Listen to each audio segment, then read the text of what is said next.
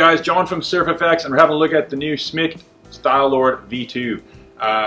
This is one of my favorite kind of boards because it is a performance mal that is not a big lake paddler or something like that. It is actually just for performance surfing. But you know, if you wanted to, of course, you could flat water it. If you need to get it past someone for permission to buy it, you could say it's for the family, but really it's just a kick-ass mal surfboard.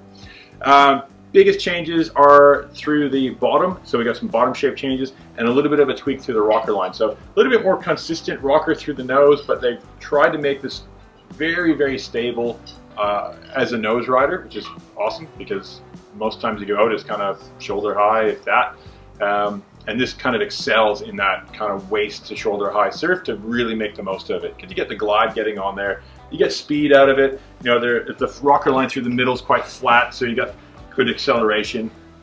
And then through the back end, through the tail, you step back on the tail like a mal. You can almost drop knee it and bring the nose up around and crank it around. Great to throw around in smaller surf.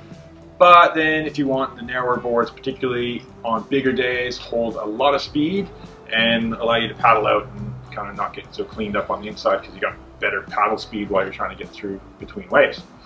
So you can see the nose rocker here kind of starts around here around the logo and kind of gradually up. So it's not super aggressive kicked up, but the rail is kind of the magic. So the rail is a nice kind of bevel here and it goes real 50-50, and then you've got another kind of bevel to it on the bottom edge, and it just keeps it from grabbing. So when you're up the front, it just lets it just hold in, but not real grab and kind of spit you off. So very comfortable board to try to get up on the nose with. Now, rocker was one thing, but you also have a lot of concave to the nose to kind of get it to suck down a little bit, and that quickly comes into about here, about the middle, about the handle point, just behind the front of the deck pad. You start getting a bit of a V, and then it goes through here, and that V turns into quite an aggressive double concave around the fins to give you that kind of squirt out of turns when the thruster's set up. Now the tails, they're all kind of a squash tail, which I like. I mean, my custom Robert August has a squash tail like that. One of the sizes does have a pin, but that's just to kind of really, because it's a little bit wider, to help it kind of roll around a little bit more.